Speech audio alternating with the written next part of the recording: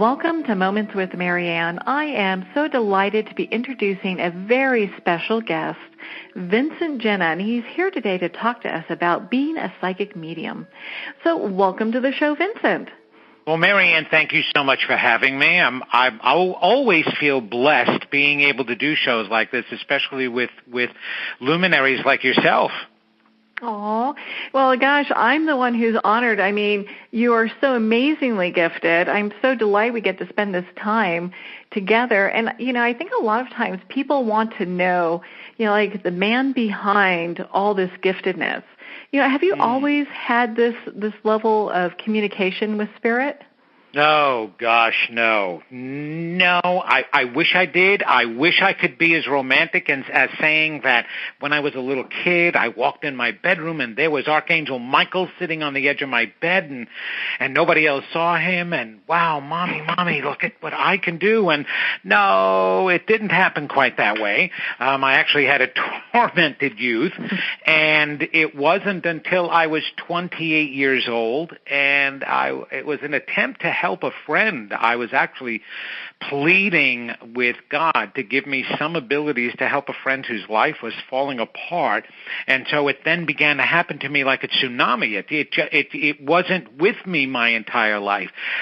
However, maybe in hindsight, it was when I look back now. I used to get totally picked on by my relatives, being called the little professor, because I was the little kid who would and get myself involved in every adult conversation and throw in answers, and they used to get annoyed at me, and Mom used to beat me for that. But maybe that was a sign of it. But it wasn't shown to me until 28 when I asked to be able to use something. And so it turned into a Steven Spielberg movie all over and around me, Marianne. It was one of those incredible things. And in my early beginnings, I wanted to be a professional actor, singer, and dancer. That's all I cared about. That was the resilience that helped me get through my youth and the torment that I went through then. And so I was married at 28 years old to my high school sweetheart, and we just, were trying to live a normal life. We had a child, but like I said, I had this friend who actually was my major tormentor in school when I was younger. He instigated all the jocks to beat me up, and at our high school reunion, he became a friend of mine. He became a friend. As a matter of fact, he became a very close friend, like a brother. And when I saw his life and him hurting, and there was no place for him to go, he was one that would never share his woes with anybody. I just knew something was going wrong. I just knew that time that I spent with him. And I had no idea what to do with that, how to help him. I did not have that background. And so all of a sudden this wisdom and knowledge and when I mean a typhoon and a tsunami, it really was like that. It was like a Steven Spielberg movie where all of a sudden I'm being introduced to psychics that I never knew before. And the psychics are telling me I'm going to be a spiritual teacher. I'm not going to be a performer, and which I never wanted to hear. And that these gifts started opening up, and I was reading minds, literally. And my wife and my friends that were around me at the time and I was sharing this with were, thinking, what's going on with this guy here? Wait, I didn't even finish his sentence and he's finishing it for me, or I was going to ask that, how'd you know? Or I did that yesterday, how do you know that? And it kept going on, and day after day, it was just filling my mind, and words were just filling in there, wisdom, words that I'd never heard before, philosophies and ideas. And thank goodness my wife was with me since I was 17 years old, because she knew that I didn't have that background at all. And so when it was happening to me, she was wondering where that was coming from. And so she knew I wasn't crazy and I wasn't making it up because she had known me so well. And so we did a lot of research, and it just kept happening bigger and bigger. And then dead people, swirling smoke, apparitions. It was just one thing after another. Everything that you find in a book that happens and that's listed under metaphysical realm and anomalies, that's exactly what happened to me, Marianne. It was crazy. A lot of my friends that have gone through like a similar experience, they talk about, not really having support. And it sounds like you really had the love and support of your wife during all of this you guys were kind of figuring it out together. Well, absolutely. And in the beginning, the both of us, she comes from a Jewish background, and I come from a Roman Catholic background, so she didn't know whether to call the rabbi or to call the priest to have me exorcised, to call Bellevue to have me locked up. But she believed in me. You see, that was the whole thing. She believed in me, and together we just kept trying to figure out, and we were directed to different places to read what was going on. And interestingly enough, one day with all of this happening, I was home taking care of my son, and I'm watching Oprah Winfrey on TV, and Shirley MacLaine is on. And she's talking. It was the first day she came out of the spiritual closet and introduced her book, Out on a Limb, where she explained some of the phenomena that she was going through. And I'm sitting there going, oh, my gosh, that's exactly some of the stuff that I was experiencing. And now the star was on Oprah explaining it, and she actually helped normalize my experiences. And I even had contacted her management company because she was going around doing lectures, and I was actually going to be a volunteer at one of her lectures in New York. And then a cousin of mine decided that they had to get married on the same day, so I couldn't go to Shirley MacLaine's thing because I'm Italian. You got to go to your cousin's wedding. It's a law. You got to go to your cousin's wedding. Got to go to your cousin's wedding. Otherwise, they send Uncle Nunzio out after you. I'm telling you. So I missed it, but I had a chance to really, get involved with that and understand and read, and so that helped me a lot. That's what was going on. It was all these external things started directing me, and I started meeting people, and I was directed to the Edgar Cayce material, and that what gave me my basic foundation of understanding what was going on and just helped me feel better. But I still didn't know what to do with it. I still wanted to be an actor, and now I have psychic gifts too, and so I was like, so what? What do you want from me? I didn't know what they wanted from me, though I did use it to start helping my friend, which I was able to do, and turn his life around. And so he was actually my first spiritual student. But I still didn't. I wanted an Oscar one day. I wanted an Oscar one day, Marianne. I didn't want to read palms. Well, and I can understand because you were in Greece, weren't you? Yes, the movie, not the country. And yes, that famous movie. I know I was a singer and dancer in that movie, Grease. It's my biggest claim to fame. And it was just an incredible beginning that way, and that's what actually made me think that I was going to continue as a professional actor because I had, great beginnings, even though we didn't know that was going to be such a great movie that it turned out to be. My grandchildren are now watching that, and they do not believe. They said, Poppy, that's not you. I'm like, I know it's hard to believe because it was almost 40 years ago I did that movie. That's crazy. Yeah, I can't believe it's been that long, And it just, it's interesting because you've got this, combination of being a psychic medium. You've got just these credentials behind you because you're also a hospice clinical social worker. Is that correct?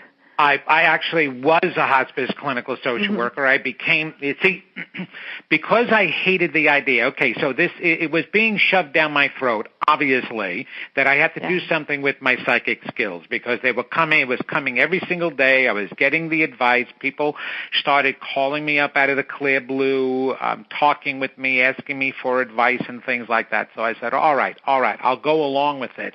But I certainly do not want to refer to myself as a psychic, and I am not putting a palm hanging up outside my door where it says Brother Vinny. I was Cousin Vinny, not Brother Vinny, next to Sister Sarah, that you see over in the highways, right?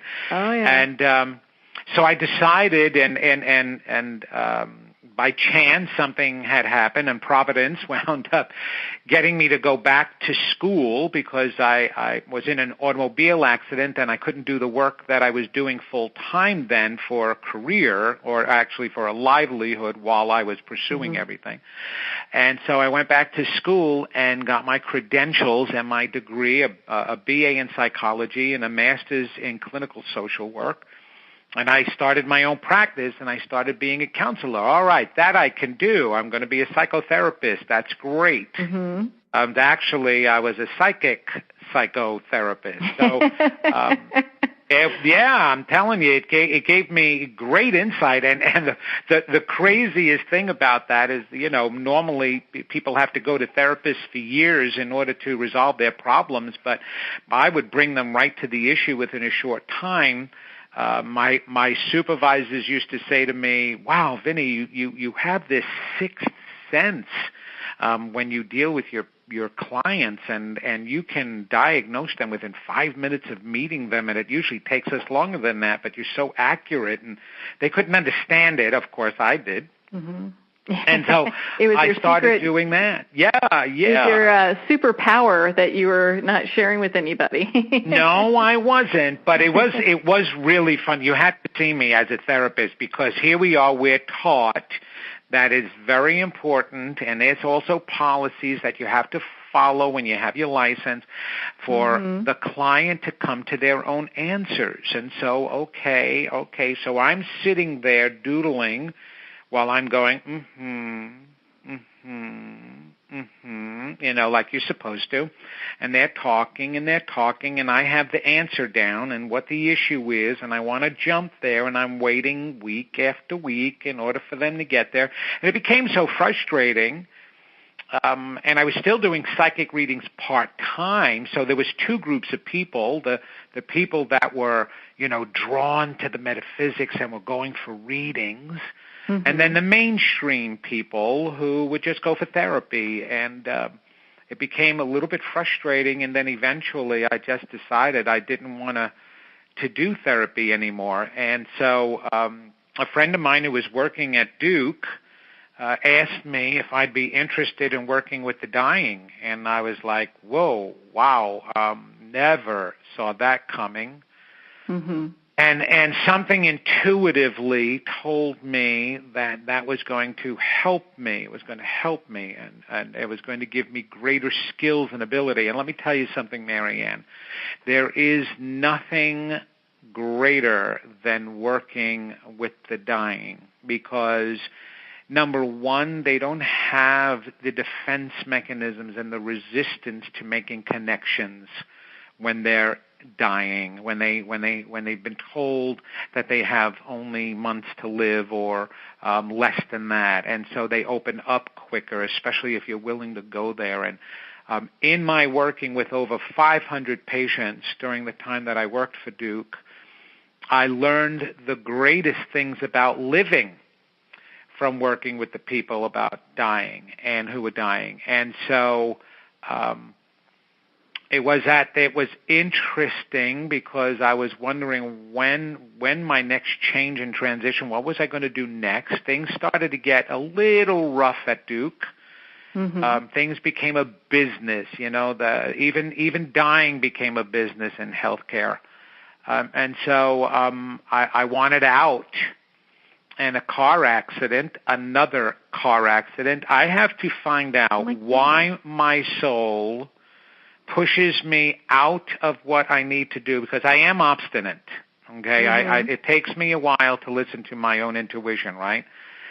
Both times I was in a car accident, and it changed my life completely. So once again, I'm in this car accident, and this time I suffer some brainstem injury. I can't drive anymore because I have double vision. So not only can I not be a hospice social worker, I can't be a clinical social worker or a therapist at all, because here in the state of North Carolina, most of those jobs require you to drive. And they want you to have a valid license so that you can do outreach work with clients and things like that. They don't want to know that you can't drive around. So now I'm home, I'm on workers' comp, I'm trying to figure out, all right, now what am I supposed to do full time? And all of a sudden people started calling me and asking me to do a reading. I'm like, what do you mean do a reading? I hadn't even advertised it. Then all of a sudden I was getting phone calls and producers were asking me to speak at one of their events and in different parts of the country.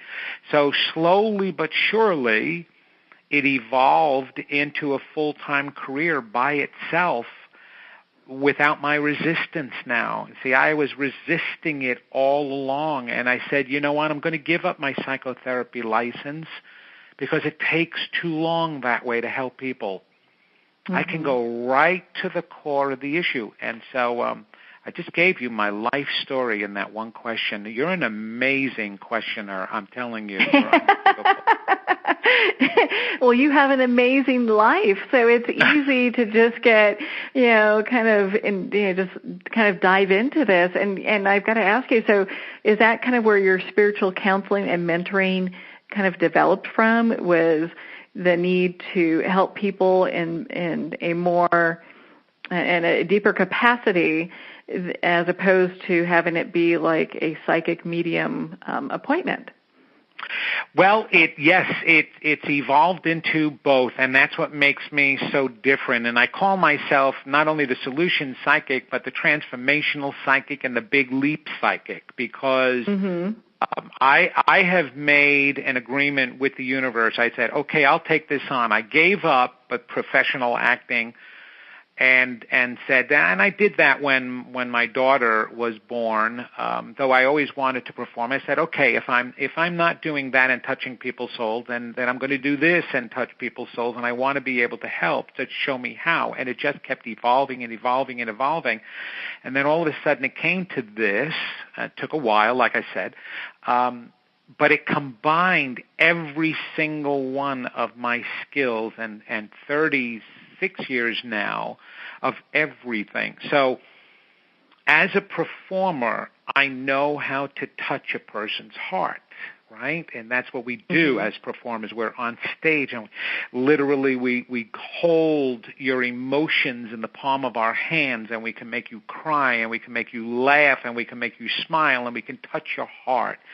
So that's a part of me that I use. I knew that was going to be important, to touch the heart and the soul, because the messages were going to be so deep. And then the psychic part of me immediately sees where the issues are, what the blocks are. And then the psychological expertise within me shows me what the psyche is and what it's doing to manipulate and resist and protect and defend against those blockages. And so all of it together, I can get in there deep and emotionally and go right to the core of the problem, right to the festering infection. And so I tell people that my 1-hour sessions are like 12 years of therapy.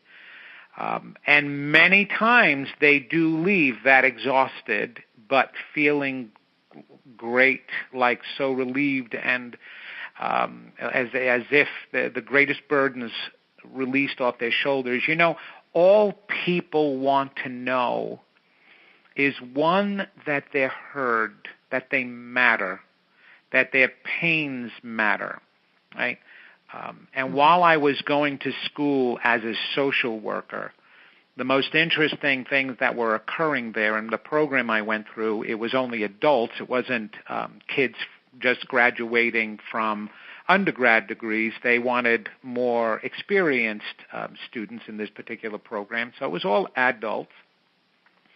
And we used to, right away from the first day of class, we would do our internship, and I went right into the field in counseling, and I worked at counseling and psychological services at the university I was attending.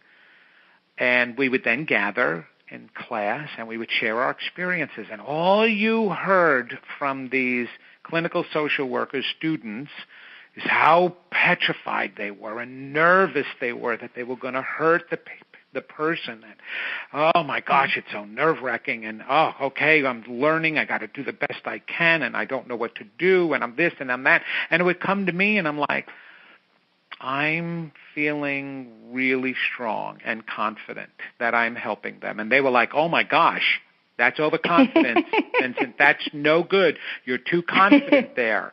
You're supposed to be insecure about this. Chances are you can hurt somebody. I said, no, you're wrong. If you only just sit there, what am I supposed to do? These students are coming to me, and the sign doesn't say he's an intern and he may mess you up while you're sitting in front of you. You know, they're coming to me for help. And, you know, if you just sit there and care to listen to them and care about what they're saying, they're going to get help. And maybe I don't have all the tools in the world to give them answers on how to change this and cope with this and get rid of that anxiety. But in the meantime, we're one-on-one humans, and I have compassion and I am caring, and that is healing them, and that's what I automatically assume.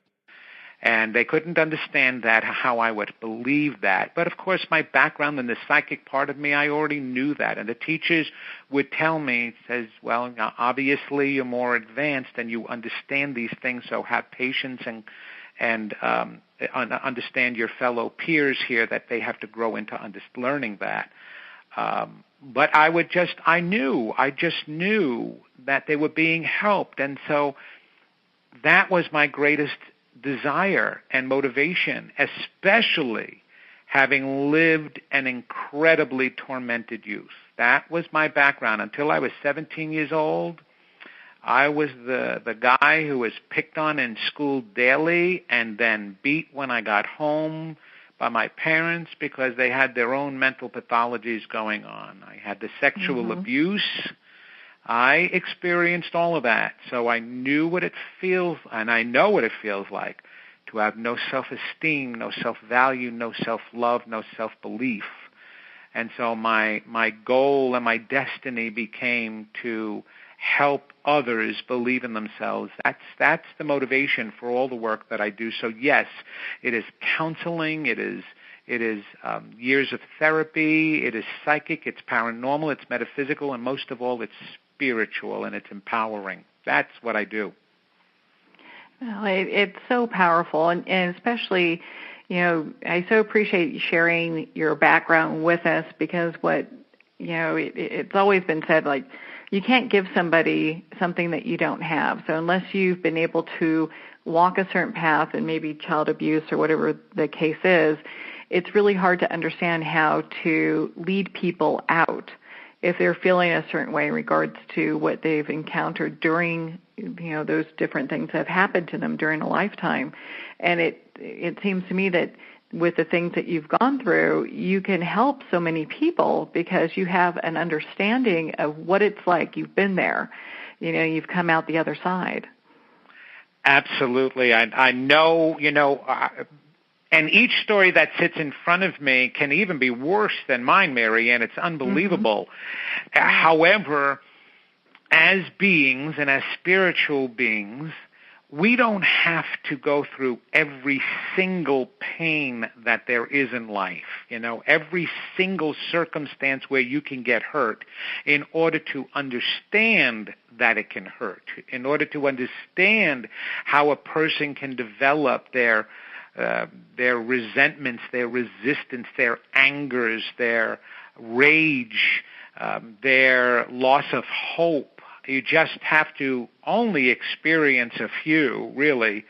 And when you do, yes, then you're relatable. And whoever, like you said, whoever wants to sit in front of somebody who has had nothing but a glorious life and yet give advice on how to feel good about yourself. Well, sure, it's easy for you to be able to say that. You've never been through any pain. You've never been dumped on. You've never been, you know, thrown away or given up by your parents, and you've never been abandoned or rejected. It's impossible. And the proof of that is what? Every substance abuse program is always led by a previous substance abuser, right? Yeah. Yeah, it's people who understand what people are going through, people in either substance abuse or alcoholism or whatever the case may be. They understand what, they've been there. They understand how to get out. The interesting thing is one time in my recently over the past few years in my renownedness, because now that I've been around for a while, an old classmate who used to pick on me had written me on social media, and he wrote and he said, "You're full of crap." He said, "I grew up with you since you were in 4th grade, and I never saw anything happen to you, and I never, and I don't believe that you went through all of that. I think you're doing this all for attention, and yada, yada, yada, yada." And he went off. And it was so funny because he was one of my major tormentors and completely forgot one of the most horrible things and humiliating things that he had done to me. But I did realize that, that people are going to come from different directions at me. The majority of people accept it, and I tell everybody, I only share my story. Here's the difference. You look at Facebook and people air their garbage all over the place, right? And you know they're doing it because they need attention. Well, I've never, ever aired anything like that on Facebook. I usually do that just on radio shows or programs like yourself, only to be an inspiration, only to let people know exactly what we just said. I understand your pain. You don't need to go, "Oh, Vinny, no, I took care of that. And yes, I am still dealing with some of those scars, and little Vinny gets in the way, and you may see that little Vinny hurt Vinny someday. But that's not to say that I need any of that type of attention. I want you to see that our early stories are only chapter 1 of the complete novel we're here to write. And any success story always starts with some trauma in the beginning, because that's what helps to motivate you into the success and shape you and sculpt you. I don't know if anybody has ever seen somebody work on a sculpture, but I remember I read stories about Michelangelo when he used to sculpt his great marble statues, right? There'd be shards of marble going everywhere. Matter of fact, he used to have to wear a bandana around his mouth and nose because he would inhale the fumes, the powder, and he would get shards in his eyes and in his skin, and there would be mess everywhere, all over the place, right? And then finally he'd polish it and shine it, and now we know what those statues look like and how magnificent they are. Well, that's what I say everybody's life is. It's like you're sculpting the most magnificent statue if you continue the chiseling and don't give up, no matter how messy it becomes. Yeah. Right? And that's such a beautiful, I just love that you shared that, because that's such a beautiful analogy, and it's so true. Because I kind of look at it, I've shared this many times, where we're kind of like the diamond in the rough, and we have many facets, and so it's like today we're polishing, maybe it's, how we get along with other people, and tomorrow it could be something different, It's always a different facet of ourselves that we are bringing forth and really kind of making it that masterpiece. Oh, and I actually love that too, because how does coal become diamonds? It's through pressure, and just you feel the world crushing all around you sometimes, right? And as long as you hold up and you don't give in and you continue, you become that beautiful diamond. So that's a great analogy. I love that one too. If you don't mind, I'd like to add that to my analogies when I tell my stories. Okay, and I will credit you for it. I will credit you for it, Marianne. I don't need the credit. I'm sure it came from somewhere else too. I know, right? Right. Yes, I say the same thing. I say at this point in life, there is really nothing new we can say. We can only say it in a different way. Although I have to say, when you probably were first doing readings and decide, okay, I'm going to do this. I can only guess that you'd wake up and there are all these spirits around your bed staring at you or something, Oh, that probably was a new thing. I know, that's interesting. Well, the funny thing is, I used it for the very beginning years. My wife and I would have a laugh all the time when saying it, because I would turn around and I'd say, hey, watch out. Your mother's watching, we've got your grandparents up there, and you know that, and your uncle's over there, and so we would laugh a lot. But I have to be honest, the one thing that people have to understand that they're in control of their entire lives, even the metaphysical part, right? And even the psychic part that we are all connected with. So when I was choosing to do this, I made arrangements with the universe where I'm included. I'm part of the universe and the God source. And I said, okay, listen, I am going to do this, but I have a couple of rules. Number one, there will be no spirits that are knocking on my door at 3 o'clock in the morning because they have a message for me to get to their aunt, their uncle, their son, their daughter, okay? No angels, you know how much sleep I need, so I don't expect that you're going to be bothering me in the middle of the night. And no negative information for any client unless it is something that they can use to help change their life and help them in some way.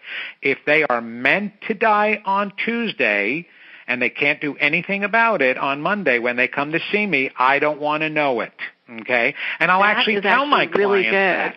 Yes, yeah. And I'll tell my clients that. I say, you have absolutely no reason to fear a reading with me because you will not hear anything that's not going to help you.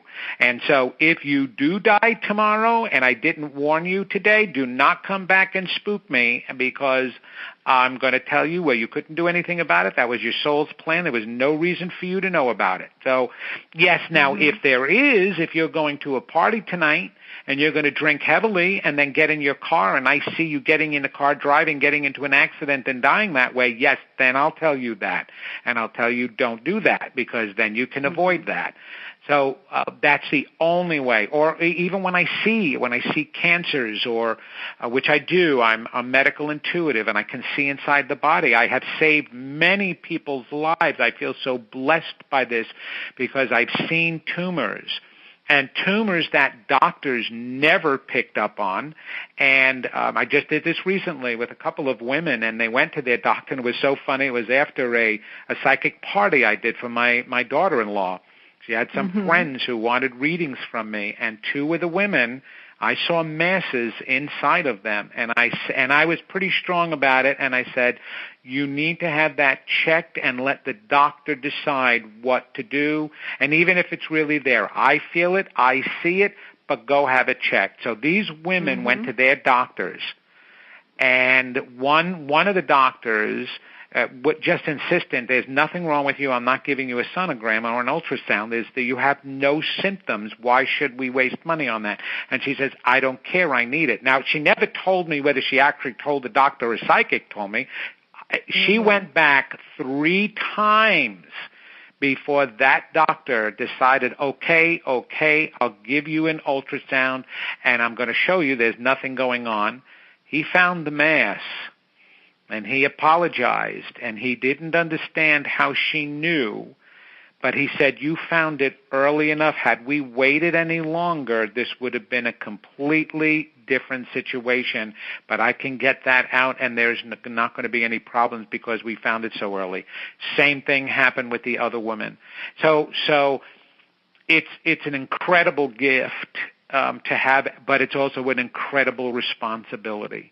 And so I always use some guidance with it because I have to be so careful in the way I deliver my messages to people, because people will come to me with cancers already wanting to know if they're going to die.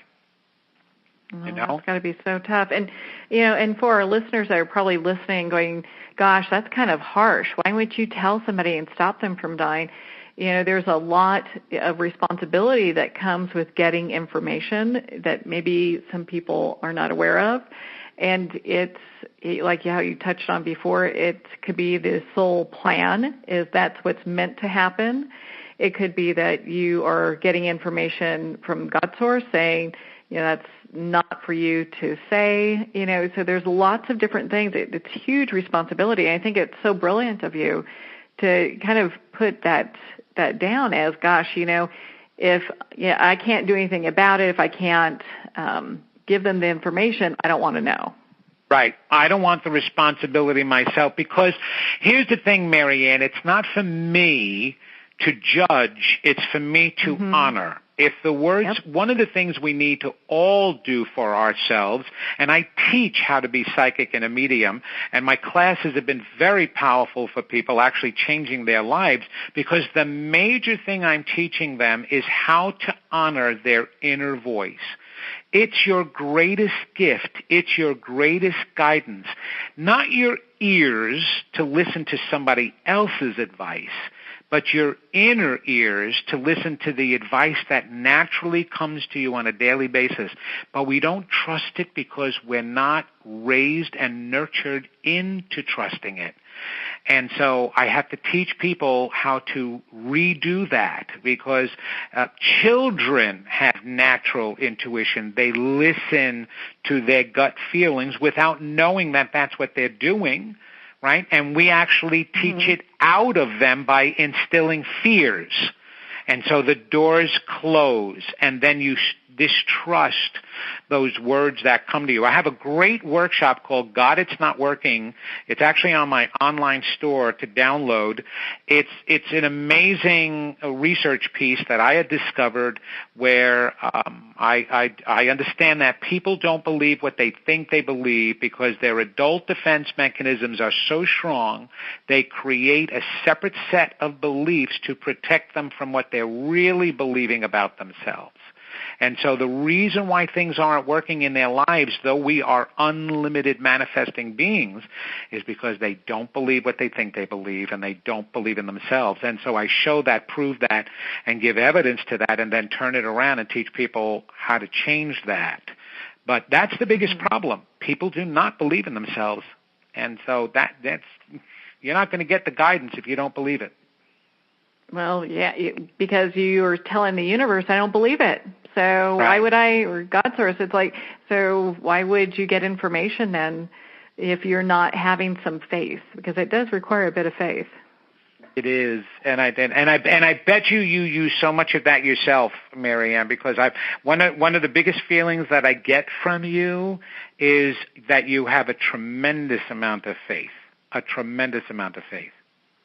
Oh, thank you. I use it a lot, but don't tell anybody, okay? Okay, I won't. I won't. We'll keep it under wraps here. I know, right? Yeah, definitely keep it under wraps. The magic bullet. Yeah. Well, I so enjoyed listening to, because you've been on TV, you've been on, syndicated radio stations all across the U.S.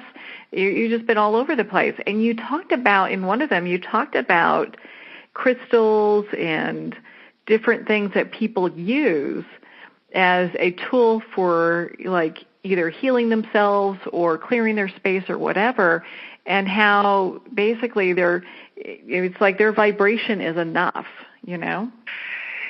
Yes. You see, all of the past luminaries and spiritual teachers, right, they brought us to a different understanding and a different consciousness that was necessary. We needed to leave the ideas of science and religion as not being the be-all, end-all answers, and we needed to get to another level, understanding that we're spiritual beings having a physical experience. Well, all of the past luminaries and the New Age and New Thought movements did that. However, the way they taught it was exactly the way elementary school teachers teach history to elementary school students. They teach it in a way they believe they're going to understand it.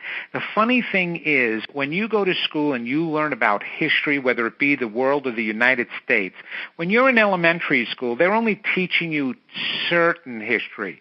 all of a sudden, if you go to college, I advise anybody to take college history, even one course, because you will hear an amazing different story that you never heard when you were the child, because they didn't think you can handle it then. Then they tell you the truth.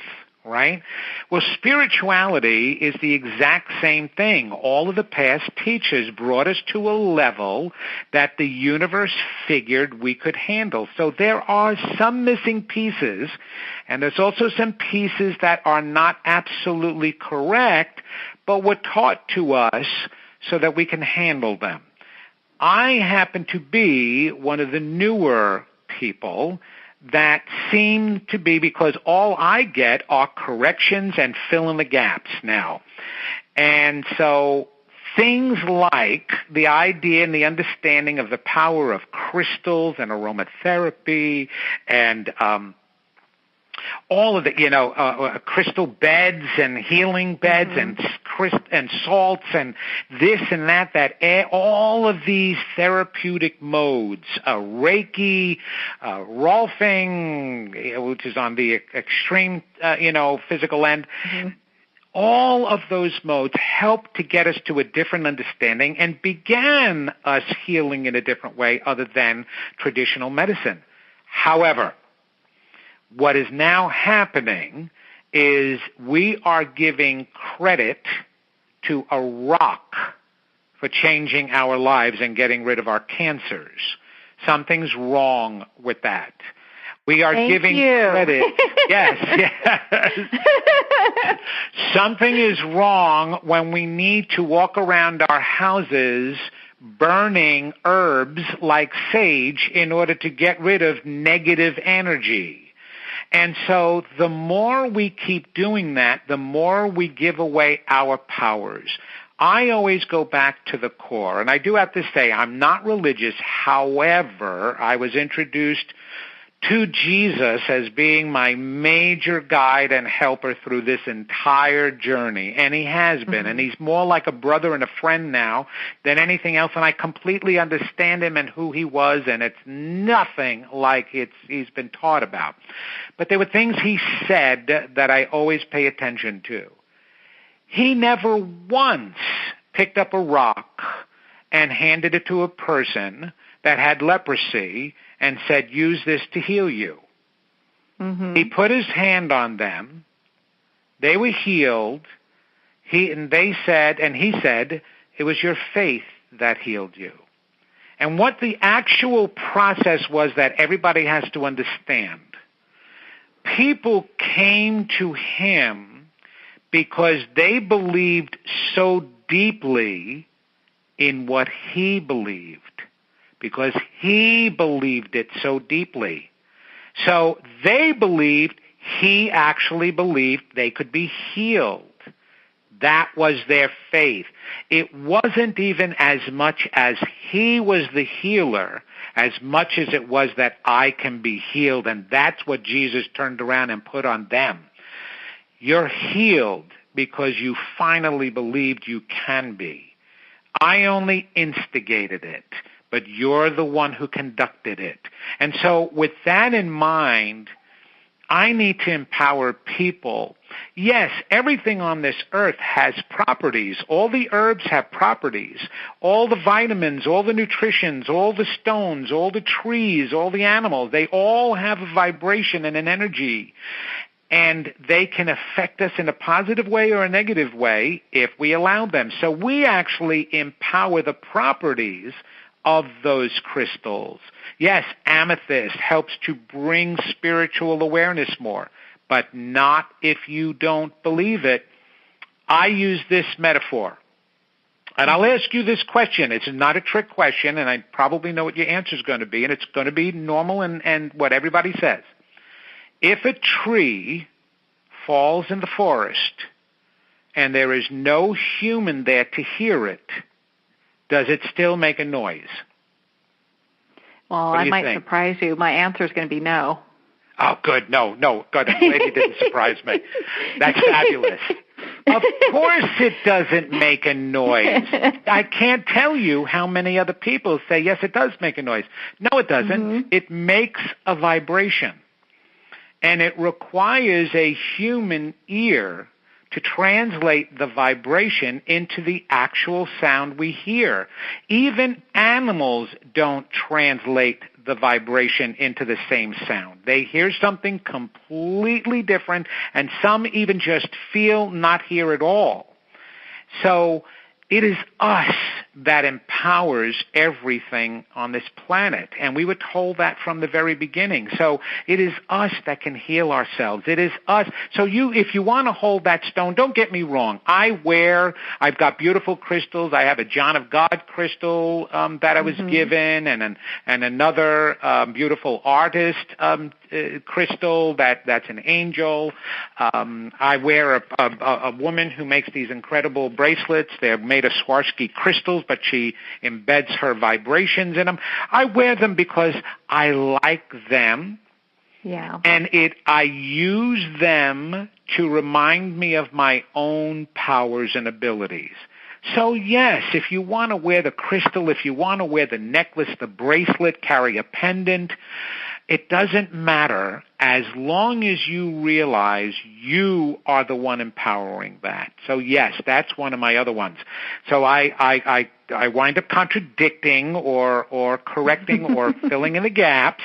My greatest one that you need to hear is the idea that your ego and God are one. Your ego is not your enemy. Your defense mechanisms are, and that is the biggest fallacy and myth that most people don't understand, and I definitely correct that one. So that's another one. Do you know it? And we are actually going to talk about that another time. I think that's such an intriguing discussion, and unfortunately, we are just almost close to the end of our time here today. I could talk to you for hours about all this stuff. My goodness. Oh, my God. And I talk for hours as it is, Marianne. So I could be a host blessing and worst nightmare at the same time. You do realize that. Oh, no, you're a blessing. Don't worry about that. I don't see you as a nightmare. Thank you.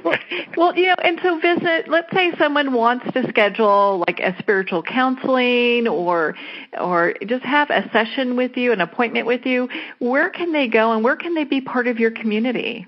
Oh, it's real easy. Thanks for asking. If you go to my website at vincentgenna.com, and that's with a Genna, you can book appointments right on there. There's a button. You hit book now. It'll take you to a calendar, let you know my availability, my fees, everything like that. That's one of the first ways. I give my email address for people who have any questions and a phone number, business phone number for anybody to contact me with any questions that they have. And I have my wife is my incredible business manager who helps me out and who responds back to people when I can't. Then if you join me on my Facebook page at Vincent Genna, MSW, I do live events where I will do free readings for people because I want to be able to help as many people as possible, and it's really difficult to do that many private readings for people. So I will answer questions. I'll make some spiritual connections for you with deceased loved ones during that live event. I usually do that the first Wednesday of every month. But besides that, you can just be on there and talk with me back and forth and see some of my events. And I put out a lot of affirmations and spiritual information and content. And also, if you do sign up on my website and register there, I have a great lecture called Life is a Hallmark Moment that you will be given as a gift for signing up. And I do not inundate people with emails upon emails, but I do let people know where I'm going to be since I do travel around, and you can come see me live at some of my events. And also, there is information especially during these trying times, I try to put out some real helpful content. So to answer people's questions, how do I remain spiritual in this very negative, anger-filled time period and self-filled time period. And so I do things like that to try to help people. So if they register, then it'll be well-deserving. Well, I've registered, and I've actually joined all of your social media, and I highly suggest people do.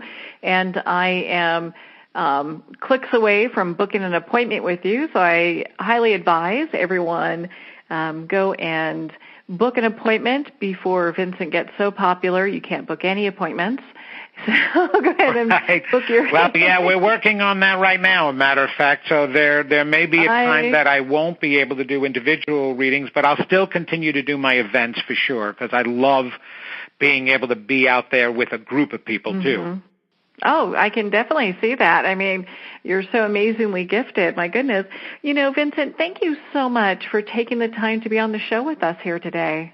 Marianne, you're a sweetheart and a living angel for inviting me. You got to remember that it's people like you that get to put out my message, too, so you're just as much of a help to me as my own individual work. So thank you so much for that. Well, thank you, Vincent. It's been such a joy to spend this time with you today.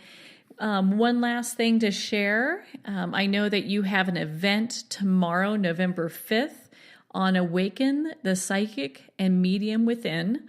And people can look on your website at vincentgenna.com to learn more about that. That event's going to be at Ions Earthrise in California. So again, that will be vincentgenna.com for an event for tomorrow. So, well, that's all the time we have for today. I'd like to thank everyone for taking the time to tune in. You've been listening to Moments with Marianne. And remember, make every moment count.